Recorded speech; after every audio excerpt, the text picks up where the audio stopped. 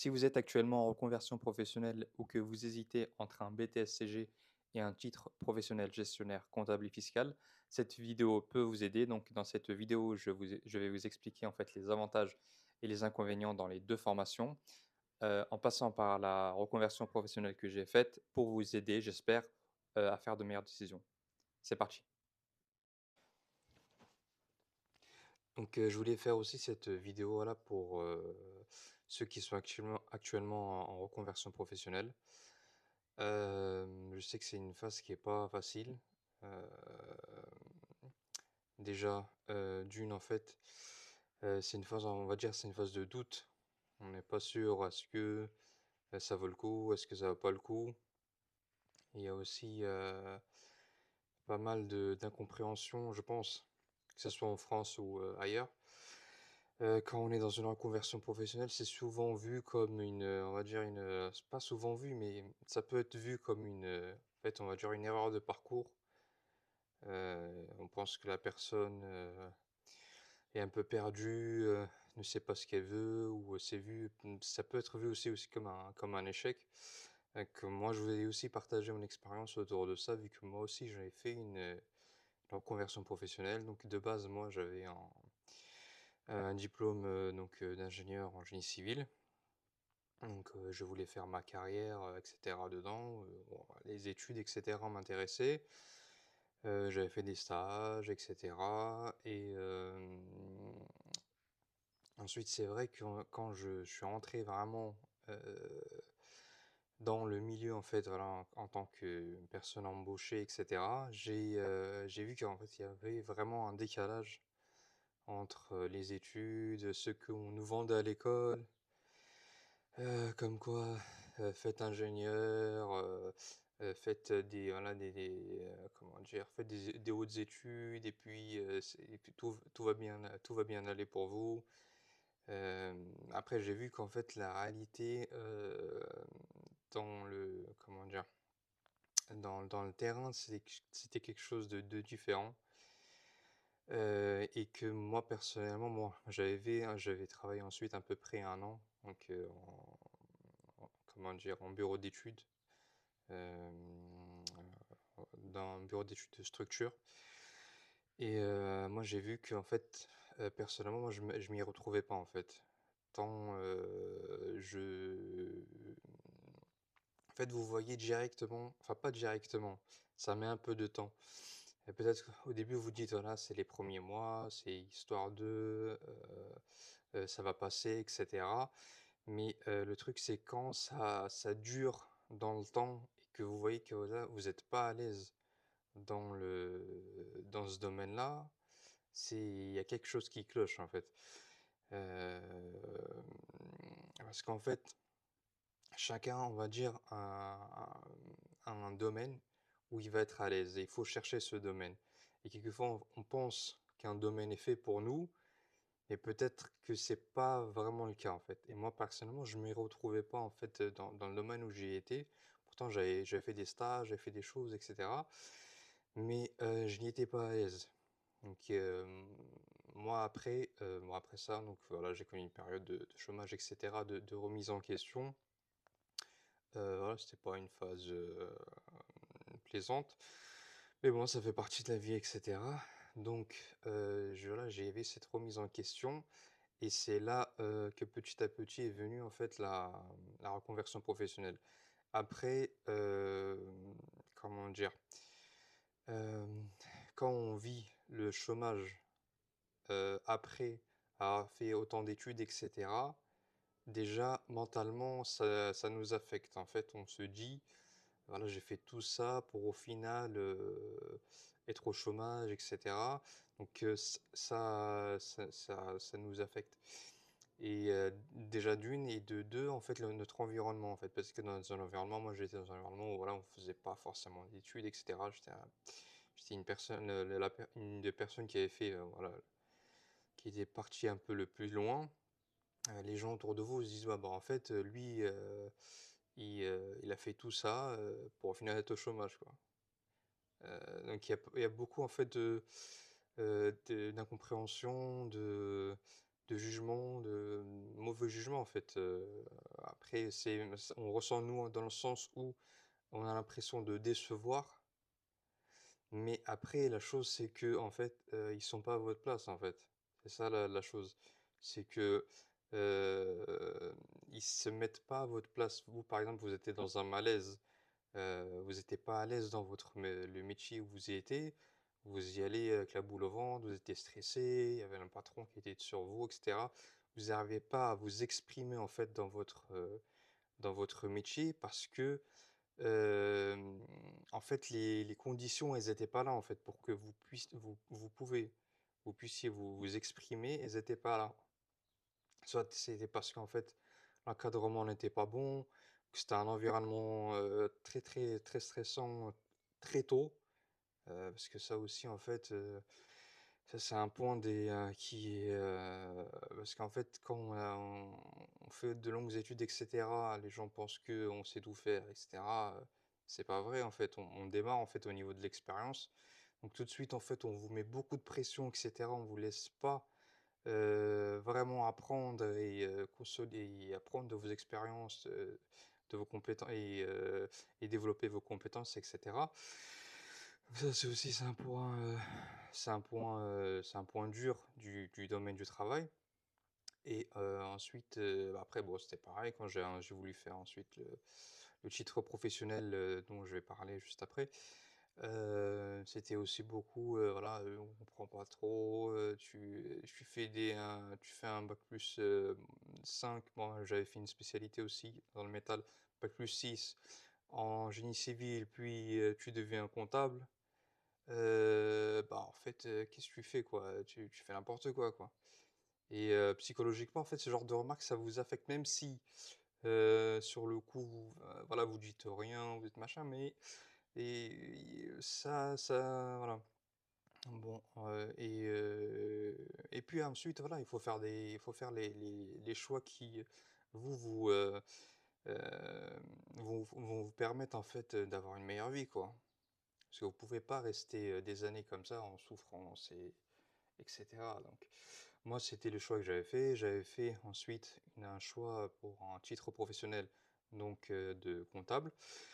Je l'avais fait avec, l'AFPA, Paris, ou Nanterre maintenant c'est. Donc l'AFPA, donc c'est ce titre-là, c'est un titre, professionnel, hem, donc je vais parler plus tard. Il y a, qui vous permet en fait, de commencer à travailler dans le domaine de la comptabilité, gestion et cetera. Donc oui, pour revenir, pardon, à ce titre, professionnel, comptable, je crois que c'est comptable, gestionnaire et fiscal, il me semble, si je me rappelle bien. Donc en fait, il y a 3 points. Vous allez aborder, la comptabilité, la gestion et la fiscalité. Non, la comptabilité, fiscalité et la gestion. Avant, ils intégraient la paye, mais ils l'ont enlevé et ils ont fait un autre titre, à part. Les avantages et les inconvénients de ce titre, ce que j'aurais aimé savoir avant qu'on me le dise, avant que, avant que je le fasse, pardon. C'est qu'en fait, ce titre-là, c'est un titre RNCP. C'est-à-dire qu'en fait, il est reconnu par le ministère, mais pas par l'Académie nationale. Ça veut dire, je m'explique. Parce que eux, ils vont vous dire que c'est un bac+2 équivalent, et cetera, machin. Mais dans la réalité, moi, après, en fait, avec ce titre, quand j'ai voulu faire un BTS, CG, bah, en fait, vous vous dites, voilà, vous avez un bac+2. Donc peut-être que vous pouvez, en fait, intégrer, une licence 3. Mais non, en fait. Si vous voulez, par exemple, intégrer un master CCA, une licence CCA, pardon, ou un DCG, vous allez revenir en première année, en fait. Il y a pas de compensation. En fait, c'est pas un BTS, c'est pas, quelque chose d'académique. Ça veut dire si vous voulez, en fait, passer du titre pro, là, au, à l'académie nationale, vous allez revenir à zéro, en fait. C'est ça qu'il faut savoir, parce qu'ils vont vous dire: «Non, Mais dans la réalité, si si vous appelez les écoles et cetera, vous faites le test, vous allez voir qu'en fait, vous redémarrez de 0. Ça, je voulais le dire parce que au moins on me l'a pas dit. On me l'avait dit que comme qu'on me l'avait vendu comme quoi c'était un bac+2 et cetera, mais dans la réalité après, vous apercevez que ce n'est pas le cas. Mais après bon, ça c'est un des inconvénients. Je vais commencer par les inconvénients, vu que je viens de commencer, ensuite par les avantages. Le deuxième inconvénient, c'est qu'aussi, ça va très, très vite. Je crois que c'est sur 7 mois, ensuite il y a des épreuves. Ça va très vite, on voit pas tout. On voit pas tout, on voit certaines bases, voilà, on voit certaines bases, certaines fois ça va vraiment, très, très vite. Donc ça, c'est aussi un inconvénient du titre, en fait. Quelquefois, vous avez des journées, FOD, c'est, à distance et cetera, et des fois, il y a des groupes qui sont pas très bien organisés, le temps de parole n'est pas respecté entre les personnes et cetera. Des fois, c'est compliqué à gérer. Heu, mais après l'avantage, c'est qu'on va dire sur 7 mois, voilà, vous pouvez, débuter, et une fois que vous avez vous passez vos épreuves et cetera, vous pouvez débuter, on va travailler dans le domaine comptabilité, et cetera. Donc, les plus, on va dire, les plus, c'est que c'est très court et ça vous permet de travailler. Les inconvénients, c'est que voilà, déjà d'une, titre RNCP, donc c'est pas un titre comment dire? Reconnu par l'Académie nationale. Vous pouvez pas enchaîner sur une poursuite d'études et cetera, sinon vous recommencez à zéro. Et de 2, voilà, des fois vraiment ils accélèrent beaucoup sur des choses, parce qu'en fait le truc c'est que comment ça se passe en fait là-bas? C'est qu'il y a vous avez des formateurs et ces formateurs-là suivent un programme et c'est des cours qui sont en fait, qui sont prédéfinis, ils sont déjà faits et souvent le formateur, voilà, il vient avec ses exercices, il a déjà ses corrigés et après, voilà, il enchaîne, il vous donne un peu de temps pour faire l'exercice et puis ensuite direct il enchaîne, correction, voilà, c'est que ça, en fait. S'il enchaîne sur un autre chapitre et cetera, voilà, donc c'est un peu le ressenti que moi j'ai eu.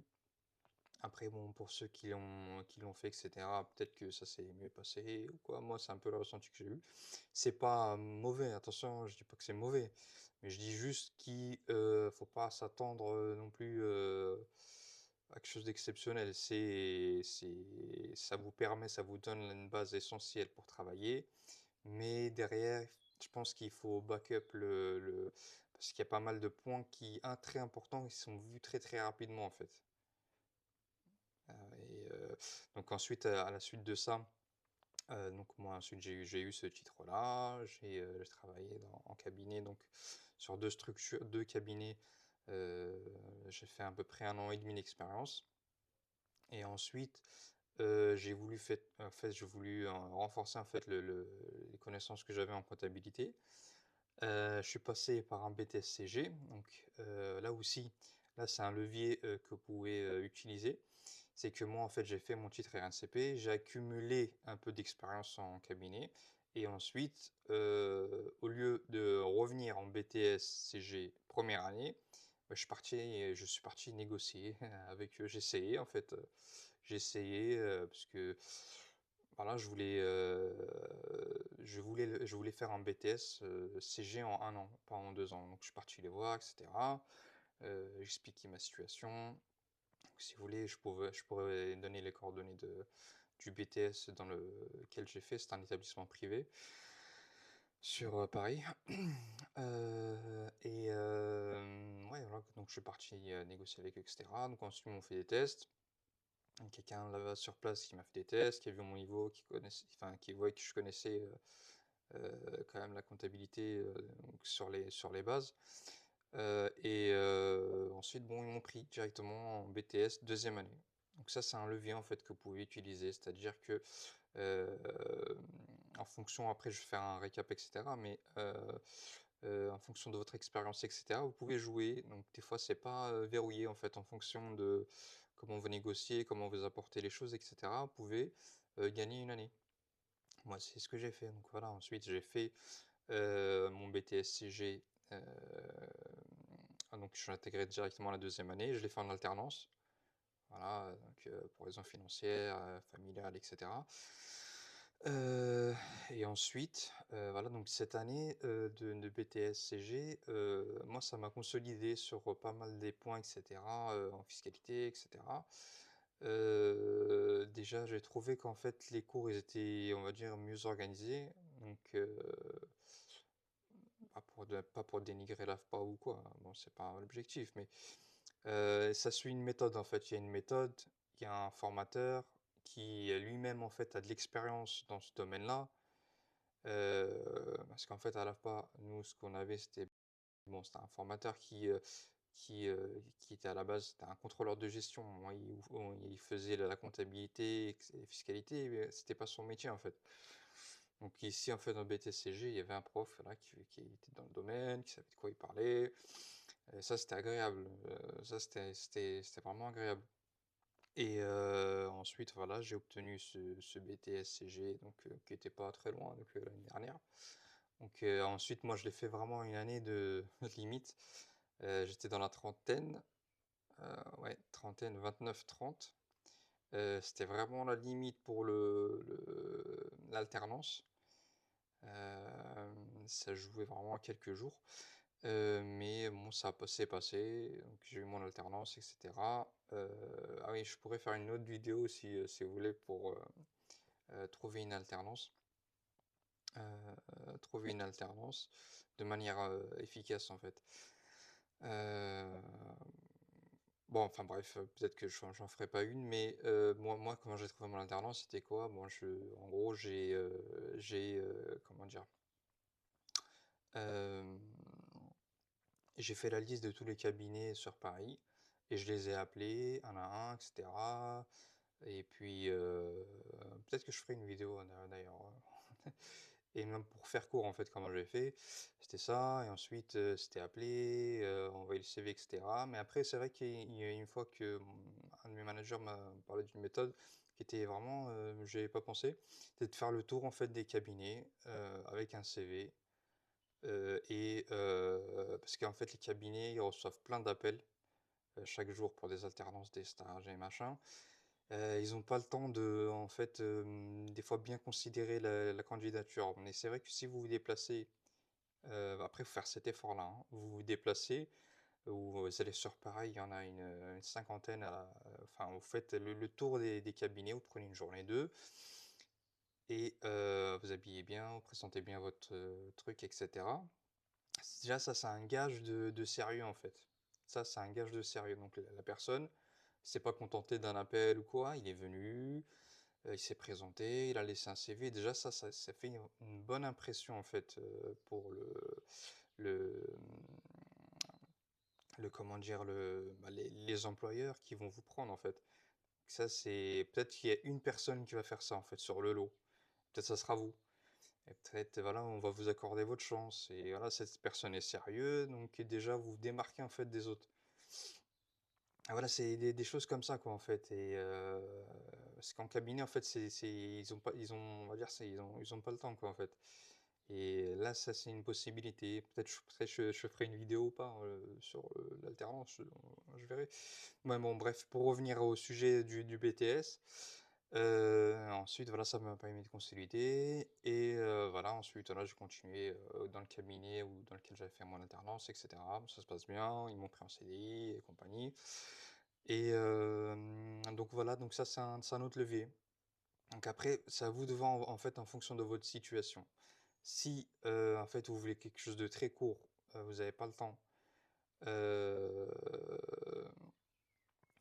en fait ça, et pas d'expérience en comptabilité et que vous n'avez pas le temps, il vous faut un titre pour démarrer euh, dans la comptabilité. Voilà, vous pouvez vous tourner en fait vers le titre professionnel. Maintenant, si vous avez de l'expérience dans le domaine, la comptabilité, vous avez déjà travaillé en cabinet, entreprise, etc. vous connaissez la comptabilité, vous avez peut-être un bac, pro, compta, et cetera. Vous pouvez, essayer donc, de rentrer directement comme j'ai fait, en BTS, 2e année, de négocier avec eux et cetera. Tranquillement, vous n'êtes pas non plus, ouais. Et après, donc ça, c'est la deuxième option. Donc ça, c'est l'option, en fait, on va dire à la personne qui a à peu près, 30 ans ou plus et qui a déjà de l'expérience, qui veut aller vite et bien. On va dire comme ça, en fait. Et sinon après la personne là qui a 18-20 ans, on va dire plus ou moins elle a le temps par rapport à la personne qui a 30 ans et cetera. Donc elle peut, faire son BTS, CG en alternance. Se privilégier toujours l'alternance. Moi je pense que c'est une bonne chose. Parce que, déjà ça vous permet d'accumuler de l'expérience et cetera. C'est quelque chose qui est très valorisant en fait, qui va vous aider plus tard. Donc, c'est toujours mieux de faire, une alternance que l'initiale, à mon avis. Parce que l'initiale, en fait, le problème, c'est que moi, en fait, bon, quand j'ai le recul par rapport à mon ancienne expérience de génie civil, quand on enchaîne tant d'années, en fait, en initiale et qu'il y a pas d'expérience, on oublie, en fait. C'est ça le problème, des fois de l'école, en fait.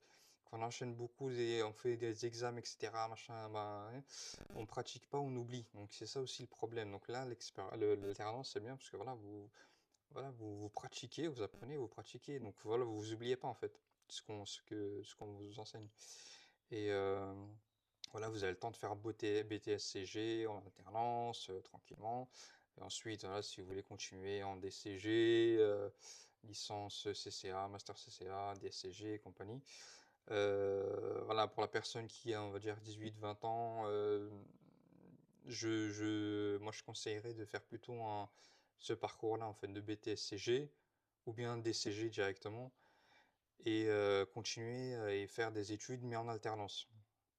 Tandis que la personne, voilà, qui était un peu dans mon cas, en fait, dans la trentaine ou plus, soit, c'est un peu, soit c'est de faire, voilà, un BTS-CG en 2e année intégrée avec l'expérience, moi, c'est ce que j'avais. Soit si vous avez vraiment aucun bagage, alors là, faire un titre pro et peut-être après, rebondir sur un BTS-CG, continuer et cetera. Donc les choses ne sont pas figées, vous pouvez toujours, évoluer. Après, il y a les contraintes que vous avez et cetera, mais les choses, voilà, ne sont pas figées. Donc voilà, donc j'espère que, vous avez pu, apprendre quelque chose de l'expérience que j'ai vécue et voilà, je vous incite, si vous voulez, à déjà à partager votre expérience.